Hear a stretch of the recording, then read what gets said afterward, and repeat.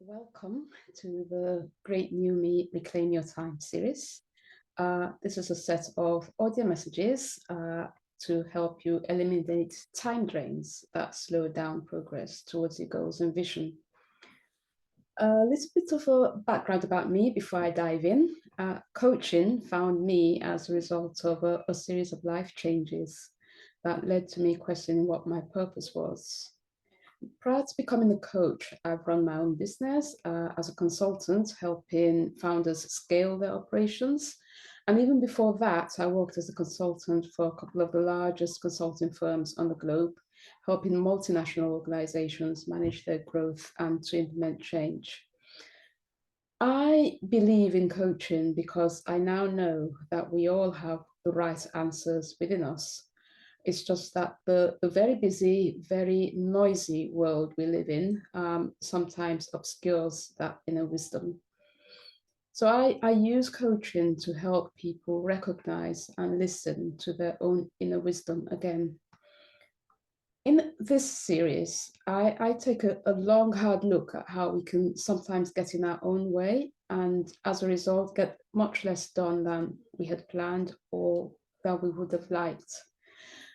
And I talk to lots of clients who go on for weeks, months, sometimes years, wanting to achieve particular goals, but for various reasons, and I'm not going to call them excuses, are just not able to do so.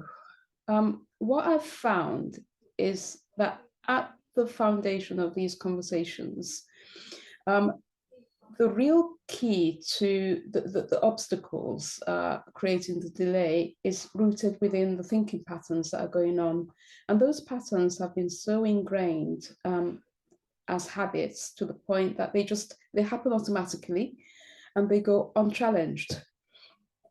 So today I'd like to talk about the thinking pattern that's called procrastination, which is certainly a time drain for many people I've talked to.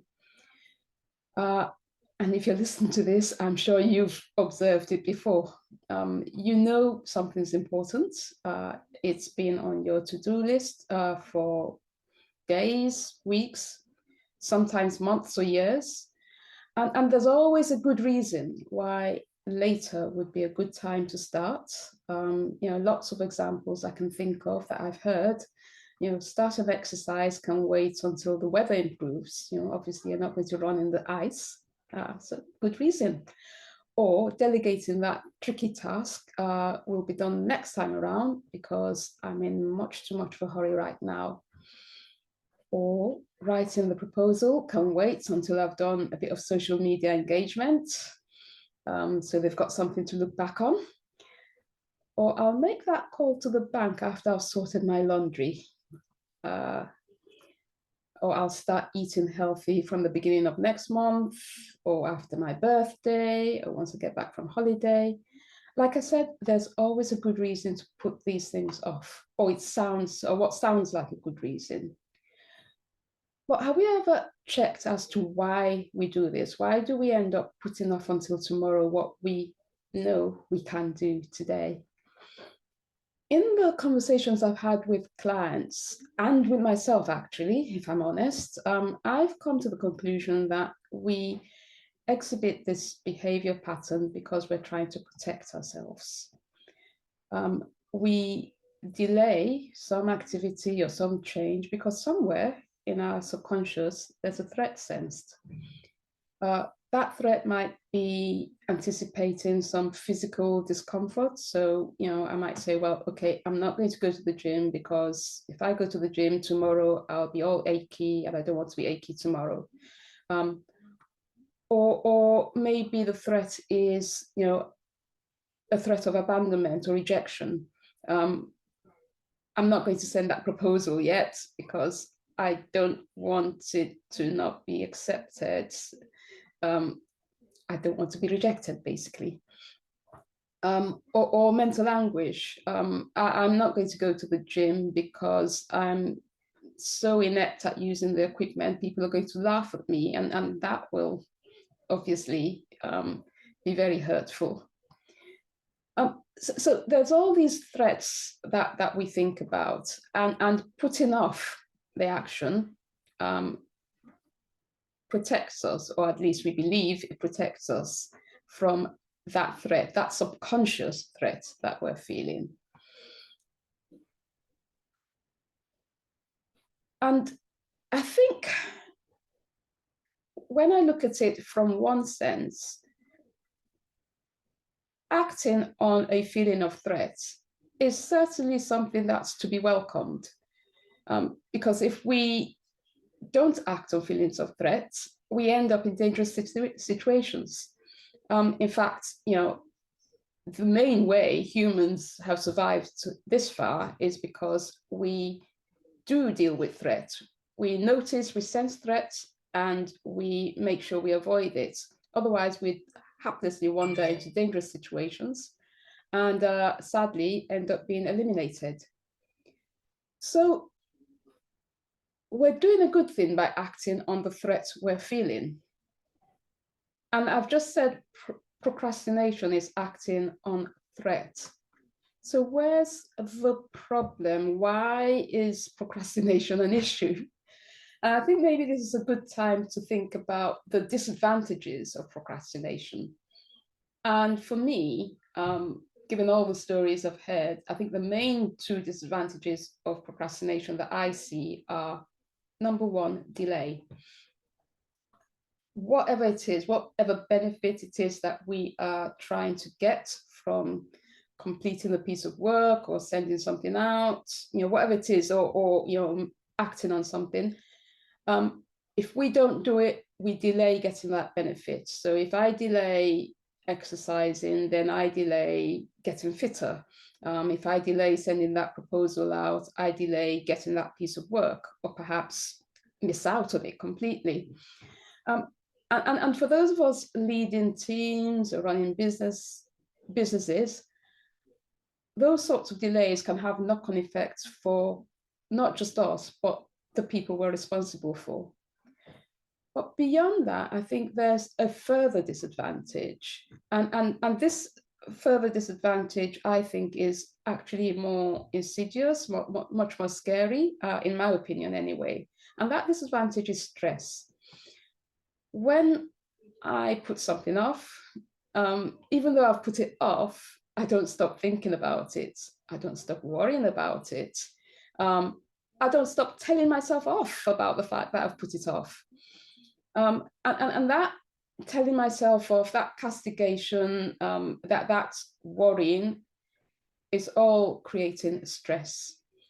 And stress is pumping me full of hormones that are supposed to make me able to fight or flee, but at the same time, they limit my creativity and my perspective. And what I get focused on now is just how threatened I feel about the situation and how I'm not helping myself and how everybody else might have done it better.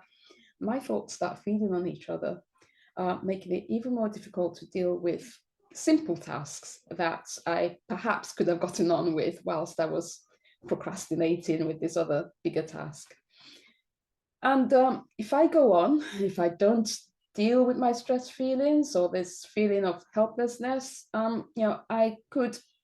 this could result in, my business stagnating, or if I were working for an organization, poor progression up the career ladder, burnout, depression, I could go on, but none of it is particularly pretty. I would, though, like to shine a light on the most common reaction to procrastination, and that's the sort of self-castigation, that telling oneself off for being annoyed with oneself. And this is common in everybody I talk to. People say, yeah, I know better, I could do better, why can't I just do it? And it's a reaction to the way most of us have been brought up.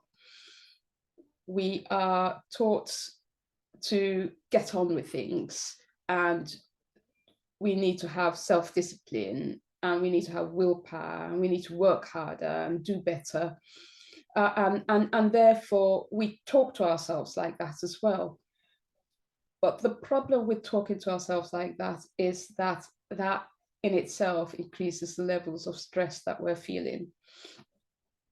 And like I said just now, when we're stressed, we are much less creative and much less productive than we can be when we are a lot more relaxed. So we end up in a vicious cycle of feeling bad because we've not done what we promised ourselves. Then we tell ourselves off. And because we've told ourselves off, we are feeling stressed. We can't see solutions or options to what we need to do. In fact, even the smaller things become things that take longer. And we end up in a vicious cycle. So I think one of the first things I'd like you to take away from this talk is that you need to, or we all need to, ease off on ourselves. Even when we think we could have done something more differently, that reaction of telling ourselves off is not helpful. Relaxing allows creativity to dawn, allows us to hear answers in ourselves, to see options, and to actually take things forwards. But I haven't addressed procrastination properly yet. What can we do about that?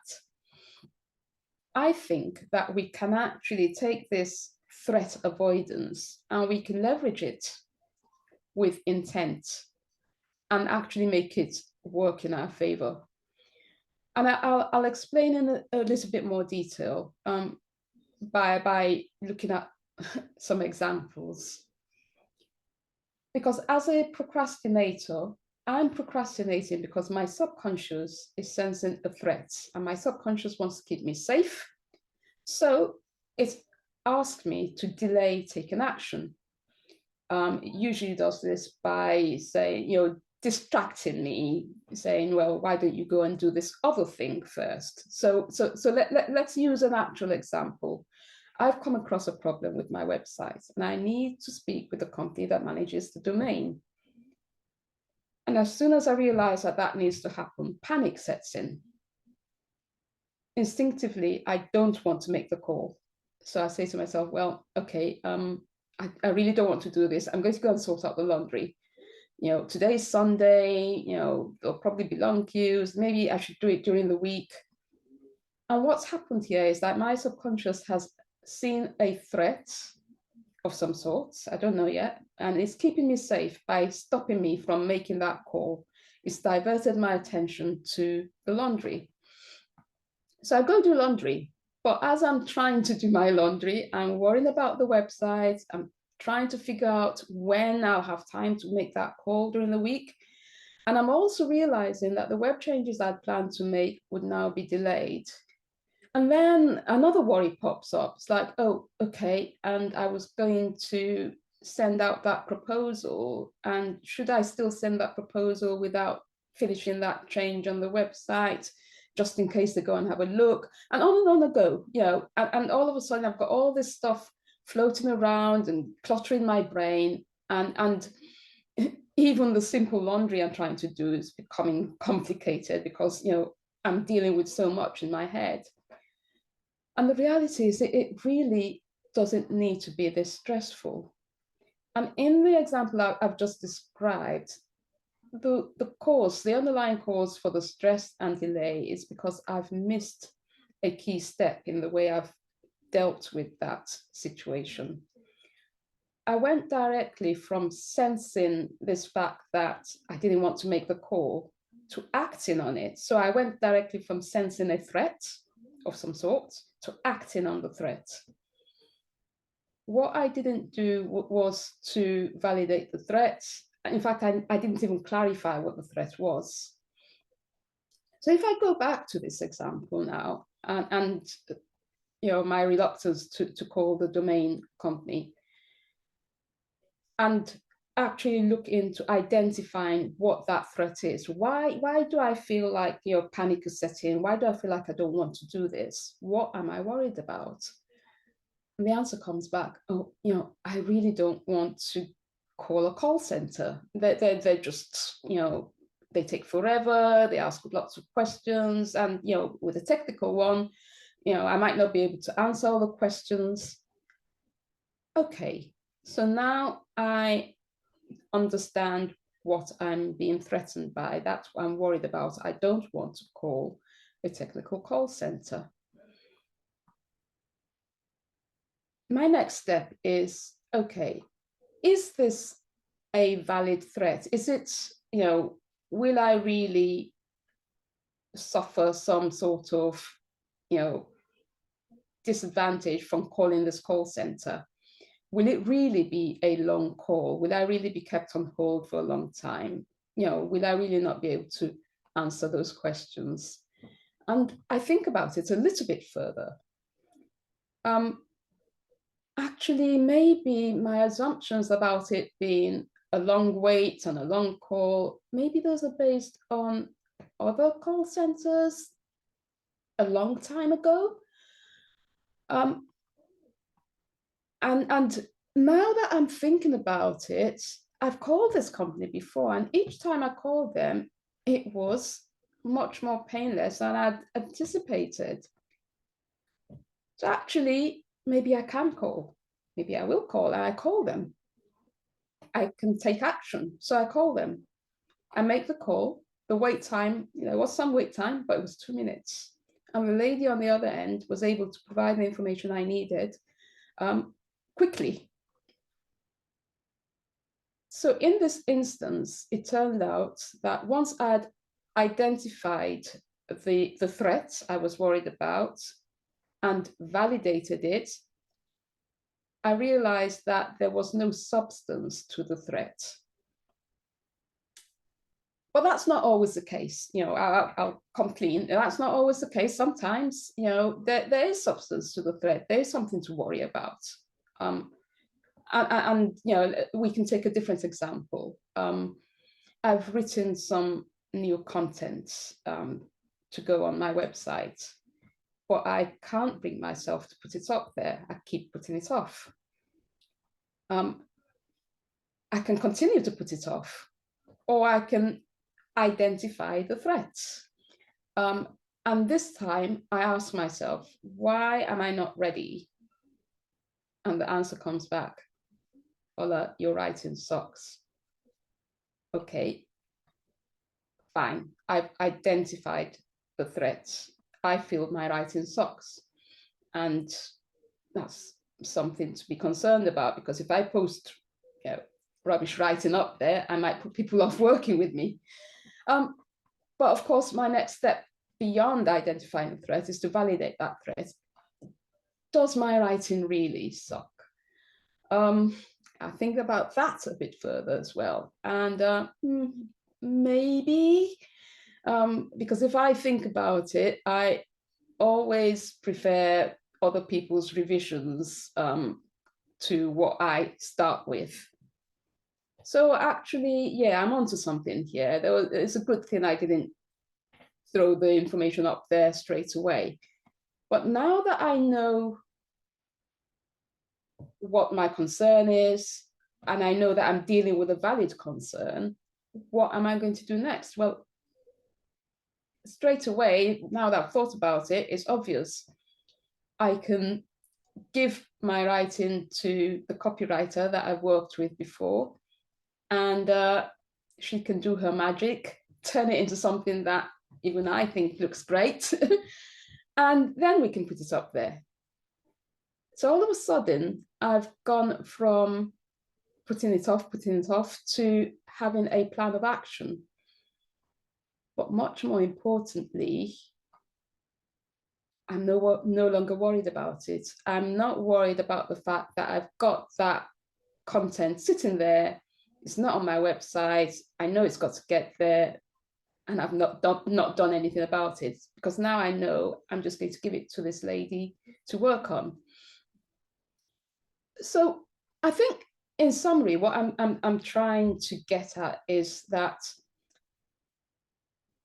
procrastination as threat avoidance is a good thing if done properly.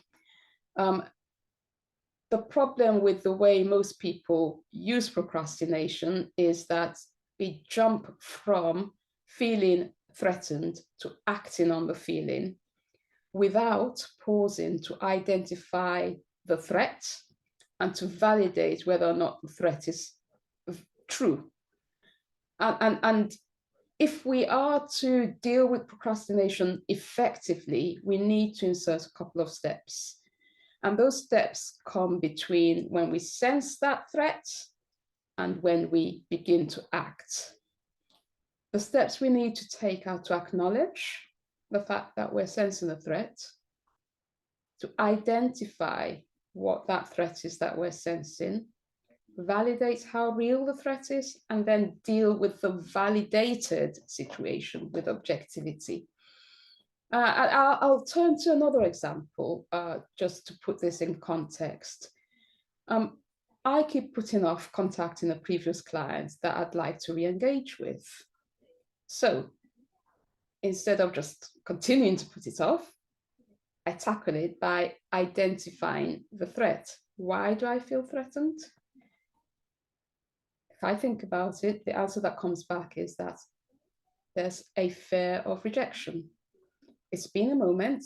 We haven't been in contact for a little while, and I don't know that she responds immediately. And I don't want to feel bad if she doesn't respond. So, okay, so what I'm dealing with is a fear of rejection. If she doesn't respond immediately, I might feel rejected. But how true is that? If she doesn't respond, is she really rejecting me? If I think about that, I can think of all sorts of reasons why she might not respond immediately. Being extremely busy, the timing is not quite right. She's got lots of stuff on her plate. But they're not about her thinking, oh, well, I don't want to talk to Ola. They're about her thinking, I've really got to deal with this other stuff before I deal with Ola. Which, now that I think about it that way, is not rejection. It just sounds like, she's got stuff going on, or might even, because I don't know, I haven't even tried this, so I don't know that that's going to happen. She might actually come back straight away. But, but none of what that has come up for me thinking about it is actually rejection. So now that I've thought that through, I'm in a position to take action. I feel ready. I no longer feel threatened. I can make contact. If she doesn't respond, I can deal with that because I feel much more comfortable. And who knows, maybe she comes back immediately. Fantastic. Or if she doesn't respond, I've processed that, so I can deal with it. But either way, because I've taken action, I'm no longer laboring under that mental angst or feeling that I need to do this and I've been putting it off. So I've no longer have to deal with that particular stress. So I guess if I recap, what I'm trying to say here is that when we procrastinate, we can address this or improve our outcomes by inserting a couple of steps between us sensing a threat and doing that automatic delay response, which is procrastination. The steps that we need to insert are to notice that we've started to procrastinate, identify the threat, validate whether or not that threat is actually real, and then act on objective, real information. We've not yet talked about the ability to notice the first sign of procrastination. And this is probably a topic in itself, because noticing requires an ability to pay attention to our thoughts and manage them in order that they don't take us on wild speculation, like I did earlier on, thinking about the client that might not respond, might be rejecting me. But noticing where our mind is taking us can be challenging. It's challenging because we mainly, or I, let me speak for myself, I know that I have a tendency to live my life in autopilot. And it takes sustained, persistent effort to actually notice my automatic responses and change those automatic responses. If we want to change what's going on, we need to notice what's going on, and we need to notice it as it's happening. And that requires a good level of mindfulness.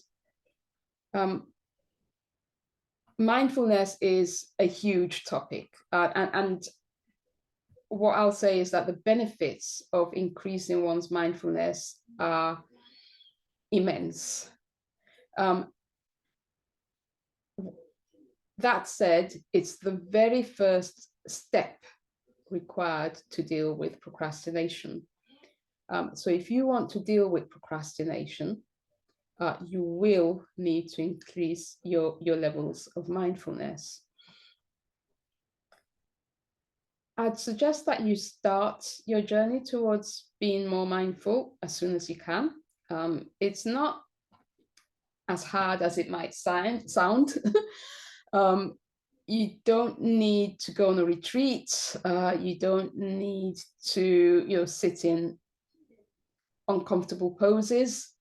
All you need is a few minutes every day to stop and take stock of what's going on in your mind. Where's your mind going? Why is it going? I've prepared a short guide to starting mindfulness. So if that's something that you'd like to take action on now, you can email me and request the guide. Email me at ola@greatnewme.com. My question to you now, though, is what are you going to do next regarding procrastination? You could take your headphones off as we conclude this talk and promise yourself that you're going to get round to acting on some of the stuff you've just listened to a little bit later. Now, I think that might be particularly ironic, given that we're talking about procrastination, and that response would, in my opinion, be procrastinating about taking action on procrastination. Rather than doing that, my suggestion is that you get started today. And what you need to do is fairly simple. Just pick one item that you know you've been putting off and give it the treatment that I've just described. So the fact that you know what it is means you've noticed it. So tick. You've noticed that you've been procrastinating about it. And then look at it and identify what it is you're worried about. What's that underlying threat that's making you want to put it off? Once you've understood what that threat is, validate that threat. Is it real? Maybe it is, maybe it isn't. If it's not real, then fantastic, you can go act. If it's real, fantastic, because you now know what it is you are concerned about. You can take action on that. But either way, you have freed yourself up to move forwards. That's your starting point. Go take something you've been holding onto and actually give it the treatment and break through. And then practice.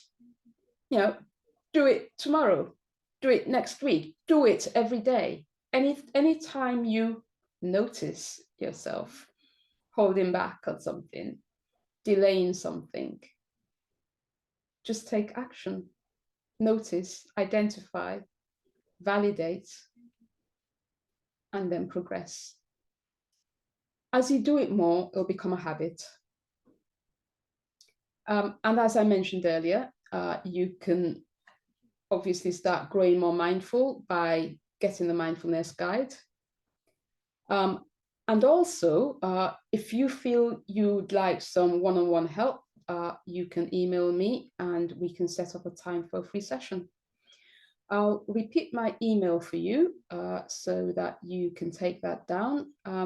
It's ola@greatnewme.com, which is O for Oscar, L for Lima, A for Alpha, at G for Golf, R for Romeo, the number 8, N for November, E for Echo, W for Whiskey, M for Mike, E for Echo.com.